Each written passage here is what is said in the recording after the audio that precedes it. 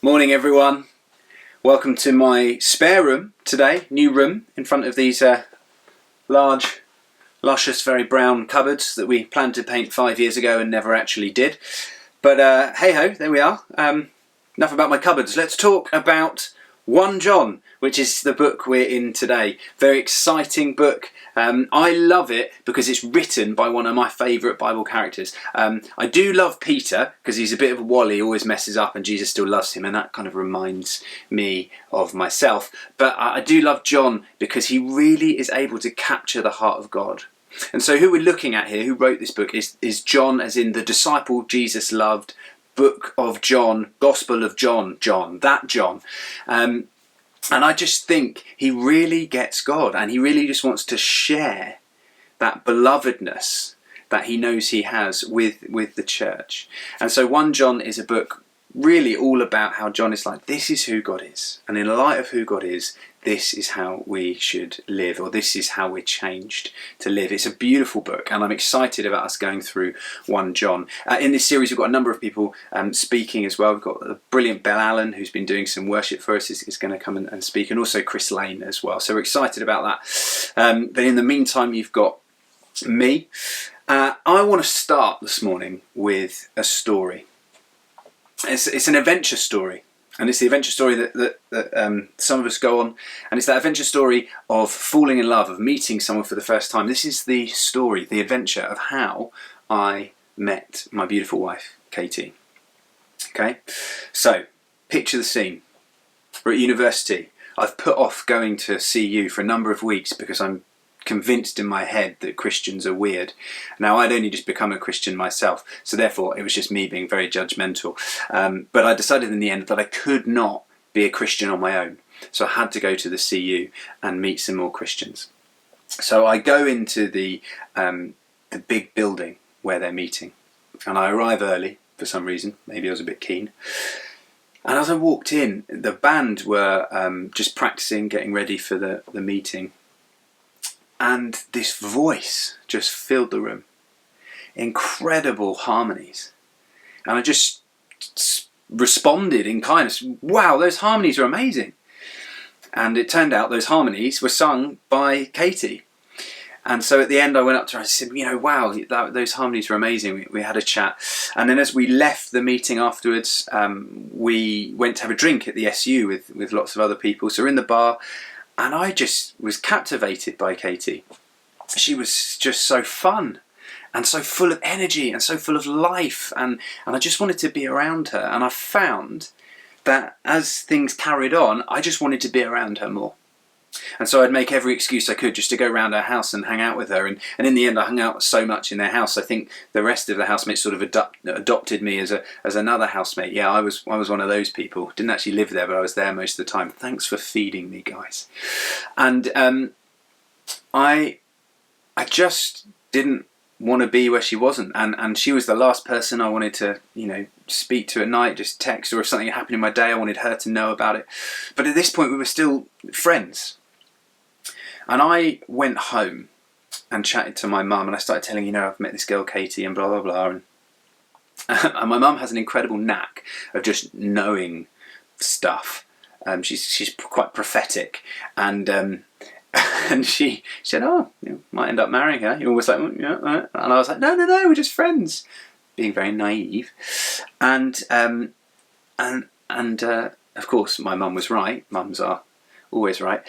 But also, I began to realise after that conversation, I think this is what being in love is, and I think I'm in love.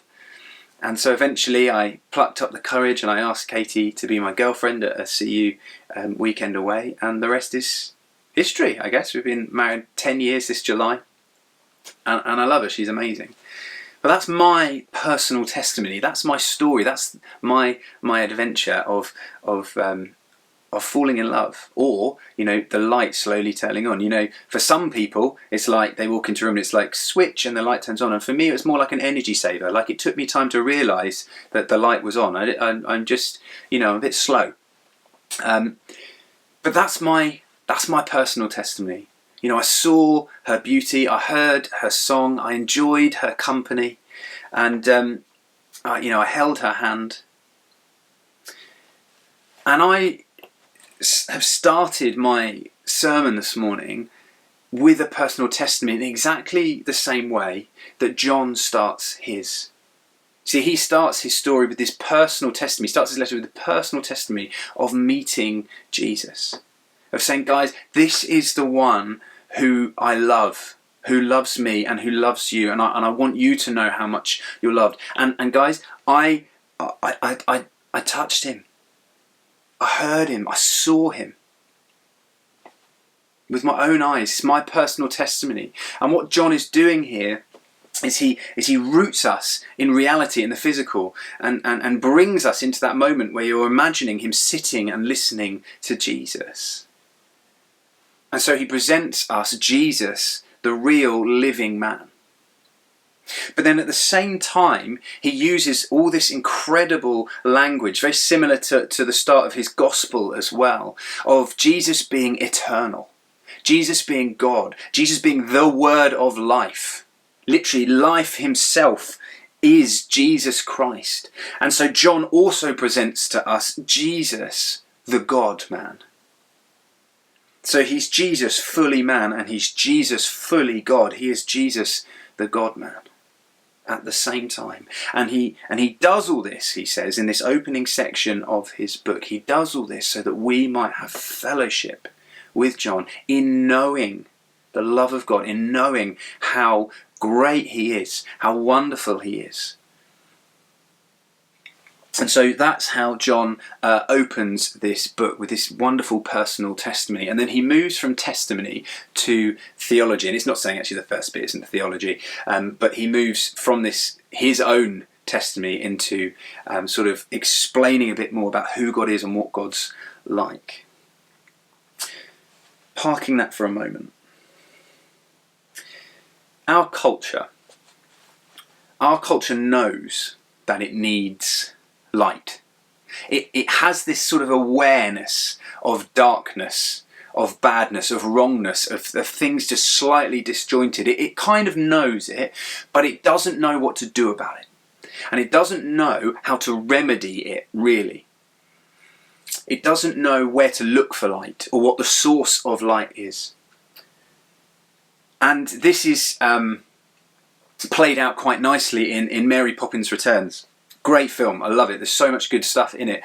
But there's an interesting point where Jack, who's the lamplighter, is singing this song, Trip a Little Light Fantastic, and telling them all, you know, that you need light in the darkness. Great, we need light in the darkness. But then he says, and when life is getting scary, be your own illuminary. In other words, when things are tough and when things are hard, just look inside yourself and sort of shine. That the light that we need, the light that we're all looking for, according to Jack, the lamplighter, philosopher extraordinaire, is to look inside yourself to find it. Now, John paints a very different picture, okay? In the next section of 1 John, he says, light, well, that's not found inside you. See, he directs our gaze not inward, but he directs our gaze upward, and he says, God is light. See, we're all aware that something's a bit broken, that stuff is a bit dark, but we don't know where to look. And John says, you look upward. God is light. He's the one you're looking for. He's the light that deals with the darkness. Now, this idea of God being light, it's both true of who he is and it's a metaphor at the same time. It's brilliant. Brilliant work by John. Because Paul writes that in 1 Timothy 6:16, that God dwells in unapproachable light. That who he is within himself is so utterly glorious, so holy, so other, that it sort of shines out of him in a way that it's literally, you can't look upon him. He dwells in unapproachable light. It's true of who he is light. But it's also true of what he's like, in understanding light as a metaphor. So I talked about the great adventure of falling in love, of like a light slowly turning on. Well, light on the whole is really good for adventures. Don't you find all the best adventure stories, you know, at some point they find themselves in a dark cave and they need to, you know, get some sort of torch and switch it on. Light is great for adventure stories for a number of reasons. And so light is great for the adventure story that we're on. Okay, this adventure of life. So first reason that light is great, or using light as a metaphor to see what God is like and how good light is. Number one, light gets rid of darkness. True fact. I'm in a dark room, I switch on the light, it gets light, the darkness disappears. Like, you can't have a darkness torch that you switch on and it shines darkness into light. It doesn't work. Light gets rid of darkness. God is light. So where God is, God gets rid of darkness. Okay? 2, light gets rid of fear. I remember in year 6 being on a school trip, and I went to Norfolk, big up Norfolk, and we went into this sort of medieval place, and we were brought down into the dungeons. They told us loads of scary stories, which as an 11-year-old boy, I didn't really enjoy. It made me quite scared, if I'm honest. And then, just to top it all off, after all the ghost stories, they just turned off the light. Didn't tell us. So at this point, I am freaking out. Like, I genuinely feel vulnerable and scared, and lots of people are screaming around me. I chose not to scream. I just went very, very quiet and sort of huddled myself in a ball until eventually they turned the light back on and I breathed out. Because the light suddenly meant I wasn't vulnerable anymore. I wasn't scared. It was going to be okay. That the fear was going. So light gets rid of fear, and it's true of God that where God is, His light shines, and He starts to dissipate the fear that we feel, the fear that we struggle with. Literally, He can bring light into the darkness. Spiritually, within us, and emotionally, wherever we're struggling with that darkness, God shines, brings light in the darkness. Thank you, John. 3, light brings hope. Now, I'm a big fan of the Lord of the Rings trilogy. It's a fantastic set of books and film, and I've been to New Zealand and sort of lived some of it. It's wonderful. And also, yes, I am the size of a hobbit. The Lord of the Rings films are incredible because they're filled with loads of moments where you go, wow, that's like the Christian life. Wow, that's like the Christian adventure. And I guess it should be because Tolkien was a Christian, so it kind of makes sense. In the second book, there's a Battle of Helm's Deep. In the second film, there's a Battle of Helm's Deep as well. And the good guys are hauled up in the fort, and it looks like it's game over. The orcs are coming to take Helm's Deep, and it's not looking good for them. But Gandalf has left before the battle saying, I'm going to go and get help. And he says, look for me on first light of the 5th day. I'm coming. And these riders think, well, it's first light on the 5th day, he's not here, it's game over, let's just ride out and die gloriously, basically. So they ride out of the fort, trying to take on as many orcs. But then the light dawns over the hill, and there rides Gandalf with tons and tons of soldiers with him on horses, and they ride down the hill. The light shines behind them. The army is scattered and defeated, and the good guys win the battle. That light, the dawning of light in that moment, meant hope. Meant this isn't the end. There's more to come. We're going to be okay.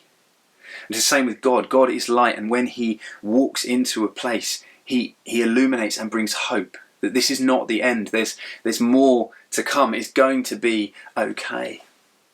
And then last of all, light reveals hidden things. It reveals treasure that we hadn't seen before. Great film. Don't know if you know it or not. National Treasure and National Treasure 2. Both, in my opinion, great treasures. Nicolas Cage at his absolute best. Those films are all about conspiracy theories and actually them being true, and they sort of discover hidden treasures from Knights Templars and all the rest of it. It's all nonsense, but it's really fun to watch. And in one particular scene, they find themselves thinking that they've almost found the treasure that they're looking for, but they're also stuck underground, and they find one of those big torches, that happen to still work even though they've been dry for 1,000 years or whatever. And he lights the torch, and then they go into this room, and they think it's a tiny room, but they see this little trough of oil in front of them, and he lights the trough of oil. And as he lights it, the light then sort of follows these tracks as the oil lights, and it just fills the whole room with light. And you realise, as they look out, there's just treasures upon treasures upon treasures in front of them that are continually being illuminated as the light shines. And at the end of the room, there is also a passage out, and it's sort of their salvation as well. And this is true of God. As God shines in our lives, as he is light, he illuminates treasure that he's placed in us, that has been lost to the darkness, that as he shines we start to see, wow, this is who you created me to be. These are the things you've put in me. And we start to see all that God has created us to be. So light reveals treasure we hadn't seen before in us and in the world around us as well. We start to stop and realise the incredible beauty of nature, that earth is crammed with heaven. And we start to experience it and find that we can worship God and thank God in new and exciting ways, because he's revealing constantly the treasure that he's placed before us, because God is light. So it's an incredibly helpful way of explaining what God is like from John at this point. And so God is light. He shines and darkness flees, fear runs, hope returns, and treasure is revealed. That's the God that John wants us to have fellowship with. And so John says, come on, come walk with God, come walk in the light. All this is yours, it's offered to you by him if you walk with him. Come and walk in the light. See, just as my mum saw that when I was in love with Katie, I just couldn't stop talking about it, it just sort of shone out of me. She saw that. Well, John says, as God is light and you walk with him, that light will shine on you and shine out of you, and we'll begin to see it. That people will see God's light shining out of you as you walk in his light. And for me, this is happening in two ways. First of all, God shining on me, and me walking in the light of who God is, means that darkness is being pushed out of my life. But it is a process. There are still, deep, dark caves and dark corners that I haven't let God shine his light on yet. Not because I'm trying to resist, just because I'm human and I'm messy and I'm broken and I don't even know some of the places that I struggle yet, or some of the places I control yet. But I'm continually saying, God, shine your light on me. I want to be changed by you. I want to know you more. I want to walk with you. Reveal those places and light them up. So there's a process of being shined on and walking in the light. But there's also a moment for me. When I became a Christian, something changed in me. I started to walk in the light and my desires changed. The depths of my heart were transformed. I didn't want the things that I wanted before. I didn't want more hedonism. I wanted more Holy Spirit. I wanted to read my Bible. I wanted to go to church. I wanted to meet with other Christians. I wanted more of who God was. I wanted to read books, which is probably one of the biggest miracles if you'd known me prior to becoming a Christian. I wanted to learn. I wanted to explore. Something had changed in me, that I was hungry for more of God. That wasn't the case before. I didn't want God. I didn't really pursue him. I didn't want to know him. I just sort of vaguely believed in an idea of him. But now I was on this exciting adventure, and I wanted more of him. This light had done something in me. And I didn't want to have acquaintances. Now, I'm not saying I didn't have close friends before. I did have some very good friends growing up. But I think especially for guys, we don't have deep friendships. And I found myself going, you know what? I don't want acquaintances, I want brothers. And I think that was a sense of God saying, be vulnerable, open yourself up, go deeper in friendship, have brotherly friendships with people. And some of those that I made at university I still have today, and I'm making others as well, where I'm just like, I'm not interested in surface level stuff. Let's do this. Let's do life together. Let's be brothers. And so that's something that the light has done in changing me as well. And I also found that I no longer wanted my own plan. Now for me that was quite easy, because my own plan had sort of slightly wrecked my life and got me a bit hurt. So actually any other plan would have been better than my plan. But for other people, for you who've done your own plan and it's worked out quite well so far, you're thinking, well, I'm doing all right. But I know that God has more for me than I could ever work out for myself. So I let go of my plan, let go of my life, let go of what I thought I should be living like. And I said, I want to live your way, God. I want to go your way. I want to do your thing. That was all because God was shining in me. And I think people saw it. That the light shining in me and shining out in me, I think people saw it and experienced it. And I hope as your pastor that you experience it as well, that you see God in me as I see God in you guys shining out of you. And you know what? I can say that and be utterly humbled. I can say that God shines out of me and say completely humbled because I am not the source of that light. I am only the recipient. But that is God at work in me because he's so good. He doesn't leave me in the darkness. He doesn't leave me where I am. He shines his light on me, lets me walk in light, in fellowship with him, and I am changed. And John says, God is light. If you know him, he'll shine out of you and we'll see it. So can we see it? Can we see it in your life? Can we see it in your life? But don't hear that and sort of twist yourself into moralism or feeling guilty. I'm not doing enough. I'm not doing it right. I'm not shining enough.